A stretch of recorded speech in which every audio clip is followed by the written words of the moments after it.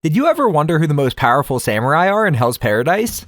Get ready for a thrilling ride through Hell's Paradise, as I uncover everything you need to know about the Asaemon. In this video, I'm going to reveal the origins, powers, and ranks of the Asaemon, the elite group of executioners tasked with destroying the deadliest criminals. I'll take a deep dive into the backstories of these fascinating characters, and explore the unique abilities that help them achieve their positions. Alright, let's get started. So we already know that there are 10 super dangerous death row prisoners in Hell's Paradise, who get sent to some sketchy island to find the elixir of life. To ensure they don't try to take off, 10 elite samurai named Yamada Asaemon are sent with them, one for each convict. And let me tell you, if any of these criminals try to pull a Houdini, the Asaemon will chop their head off faster than you can say abracadabra. But who are they really? Let's pull back the curtain and dig into the details, shall we?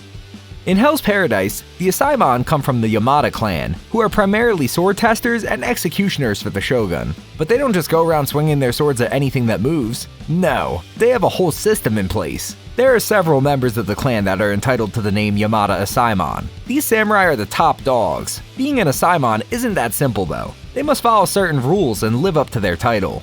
This clan is made up of highly skilled swordsmen, who are known for their ability to execute people with just one swift swing of their sword. A single slice for a single life. Sounds scary, but cool at the same time. They're able to do this because they know the human body like the back of their hand. They know exactly where to cut to sever the head in one go, even if the person has an insanely strong body. In fact, some of the best Yamada Asaemon can even make the cut so smoothly that the person doesn't even realize they're dead. Take Kichiji, the father of Sagiri, as the perfect model of how an excellent Asaemon should be. He beheaded a condemned storyteller so perfectly that the storyteller kept telling his story even after being beheaded. The question now is, how do they manage to be so precise? Well, these guys are trained in a special sword style called Tameshi Ito Ryu. Once they finish their training at the Yamada Dojo, a Yamada Asaemon can apply their blade abilities in actual combat situations. The proficiency of a Yamada Asaemon with the Tameshi Ito Ryu technique is a key factor in determining their ranking within the Yamada clan.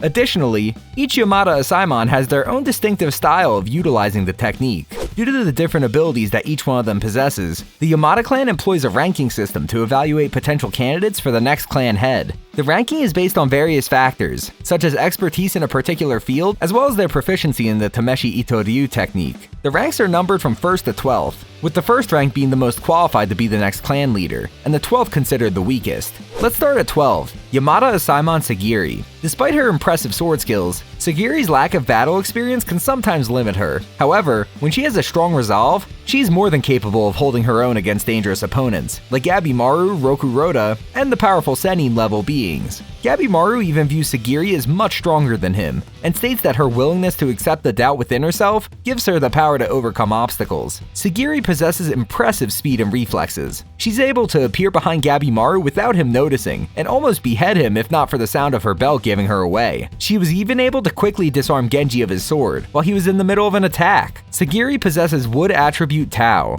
and through her breathing, she can release a large aura of Tao, and use it in conjunction with her swordplay when faced against Earth Tao users. She can even perceive her opponent's next attacks, and suppress her Tao to hide her presence from others. She has also developed the sixth sense, to know the true feelings of people during their final moments. She can even see a person's true nature through the reflection of her sword. She's not that weak, you know. Sagiri is a formidable warrior, with a fierce resolve and a heart of gold. Even though she is the lowest rank, she has the power to be much higher. She is just that strong. If it were not for her being prejudiced against for being a woman, she would be much higher on this list. Plus, who doesn't love a woman who can chop heads off with a single swing? Preceding Sagiri is Kisho, as the 11th ranked Asaemon. Kisho's nerves of steel give him a unique advantage in battle. He's able to predict his opponent's moves, and dodge them with ease. This incredible foresight would usually require the use of Tao, but Kisho's got it down pat without any fancy tricks. Of course, it's not just his nerves that make him a formidable warrior. As an Asaemon, Kisho can easily decapitate his foes, with a single strike of his trusty katana. Kisho is an excellent warrior. He's got the moves, smarts, and sword skills to make quick work of his enemies. Being one of the acclaimed Asaemon didn't help him in the end though, as Kisho passed away during the mission for the elixir of life. Sitting at 10th rank is Tenza, who is recognized as one of the strongest members of the Yamada clan. Tenza is all about speed. He has the physical speed to make lightning quick slashes with his sword, and take down his opponents before they even know what hit them. His impressive endurance and stamina also make him a true force to be reckoned with, and he's able to withstand attacks from even the most powerful enemies. But it's not just his physical abilities that make him a formidable opponent. Tenza's swordsmanship is lightning fast, and he's known for making quick work of his opponents. His signature move, One Sword School Test Cutting Secret Technique, Roaring Rain, is a rapid slashing technique that he can execute with ease. Of course, even the strongest warriors have room for improvement, and Tenza is no exception. While his speed and technique have proven effective against his opponents, he still hasn't reached the level of the higher-ranked Asaemon. But one thing's for sure, if you're ever facing off against Tenza, you better be prepared for a fast and furious fight. He easily slashed the weird-looking tentacles of Watasumi. Imagine if he did that to you. Next is Fuchi, the 9th-ranked Asaemon, and the brains behind the operation. This sharp-minded executioner is in charge of Gante Susai, and his intelligence surpasses even those ranked higher than him. But don't let his love for studying medicine fool you. Fuchi is still a skilled swordsman, and can hold his own against the island's many monsters. His smaller build doesn't stop him from being powerful enough to take on any challenge. In fact, Fuchi is always up for a good dissection. He's intrigued by the various species on the island, and isn't afraid to get his hands dirty. It's not every day you find an executioner with such a curiosity for science. Fuchi is not your typical swordsman. He prefers to go all out with 2 unique swords strapped to his back. A sword with a hooked tip for snagging, and a jagged saw-like blade for tearing. But that's not all. He also brings his trusty dissecting tools wherever he goes, strapped to his waist for easy access. With this arsenal of weapons, Fuchi is not just a swordsman, but a surgeon on the battlefield, carving up his enemies with precision and expertise. The 8th-ranked Asaemon is Genji, who's one heck of a strong guy. This stoic swordsman takes his job seriously, and doesn't mess around when it comes to protecting others, especially Yuzuriha. Genji's strength is nothing short of incredible. He's able to fend off the island's terrifying beasts like they're nothing more than pesky mosquitoes.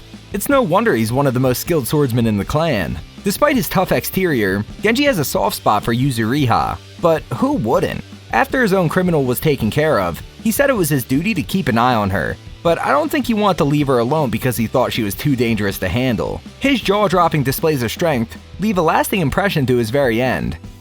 The 7th-ranked Asaemon is Sumu Sumu. Not only is he a skilled swordsman, but he's also the guardian deity of the kitchen. That's right, Sumu Sumu isn't just a lethal warrior, he's also a master chef and seamster. In fact, his housework skills are so impressive that they're considered a crucial pillar of the Yamada clan. According to Shugen, the town girls can't resist the allure of the Yamada dojo once they get a whiff of Sumu Sumu's rice cooking and sewing skills. If you're ever in need of a tasty meal or a patchwork fix, Sumu Sumu is your guy. Just make sure you don't get on his bad side, or you might end up losing your head. Gagaimo is currently the 6th-ranked Asaemon, who has the ability to make connections with people. He may not be the strongest Asaemon, but his swordsmanship is still considered a treasure of the Yamada clan. However, there's some speculation about whether Gagaimo is really as strong as he claims to be. The hierarchy within the Yamada clan is less about fighting abilities and more about other factors. So it's possible that Gagaimo doesn't quite measure up. Others even thought that Gagaimo was too weak to join the additional landing party. Senta is the pint-sized powerhouse that holds the position of 5th rank. With his intellectual ability and sword skills, this dude is pretty amazing. Despite his small stature, Senta's got lightning-fast reflexes, and enough speed to slice through his enemies before they can even blink. His swordsmanship is a bit like fencing, but with a deadly twist. He's so precise and quick, you'll barely see his sword move before your head rolls on the ground. Even powerful Tao users are no match for Senta's lightning-fast attacks. He'll slice off limbs before the poor guy even realizes what was happening. And when it comes to protecting his fellow Asaemon, Senta's got their back too. Blindness is no obstacle for Shion. This guy's so skilled, he's ranked 4th among all swordsmen in the clan. And he can't even physically see what he's slicing. With years of experience under his belt, Shion has become a mentor to some of the younger members of the clan, like Tenza and Nurugai. They may have their sight, but they've got a lot to learn from this blind master. And don't let his lack of vision catch you off guard. Shion's got some serious Tao skills up his sleeve. He was already a master before he even set foot on the island of Divine Paradise, using his abilities to sense his surroundings, like some kind of samurai daredevil. But while on the island, he took his wood Tao game to the next level, using it to enhance his already impressive swordsmanship. At the time of the trip to the island of Divine Paradise, Jika was the 3rd-ranked Asaemon. This guy is so good that the Yamada clan considers him to be one of their strongest members. He's done some pretty amazing stuff, such as cutting down a Watasumi, who are sea creatures that take down explorers. What's really impressive is that Jiko was the first person to escape the Divine Paradise alive, without encountering any of its dangers, something even his fellow Asaemon couldn't do. Ganta Susai, a powerful swordsman, was impressed too, and called Jika a godslayer. Jika's also got a secret power, his special intuition, which allows him to perceive the principle of things. That means he knows exactly how people or objects will move, and can anticipate their every move.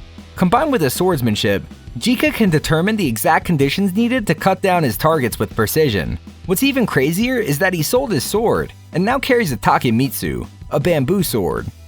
The second ranked Asaemon is Shugen. He's not only good with his sword, but he's also a master of Tao, and he can use the water attribute Tao. As an Asaemon, he can take off the heads of his enemies like it's nobody's business.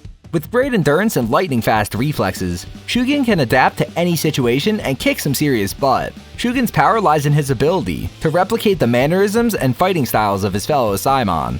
So much so, that opponents would think they are fighting that particular Asaemon. Trust me, you don't want to mess with this guy. At the time of the voyage to the Divine Paradise, Aizen was the first ranked Yamada Asaemon. But despite being ranked first, Aizen wasn't actually the strongest fighter in the clan. That title belonged to his protege, Shugen. The reason Aizen was ranked first had more to do with his qualifications for becoming the head of the clan, rather than his combat skills. He might not have been the strongest fighter in the Yamada clan, but he was still a formidable opponent. We don't see much of him because he was immediately killed by Rokuroda, right after they arrived on the island. This means the position of first rank is now open. This Asaemon ranking does not always accurately reflect an Asaemon's strength. Lower ranked Asaemon can be powerful, while higher ranked ones can be weak. For example, Shugen was stronger than Aizen, despite being ranked lower due to his exceptional sword skills.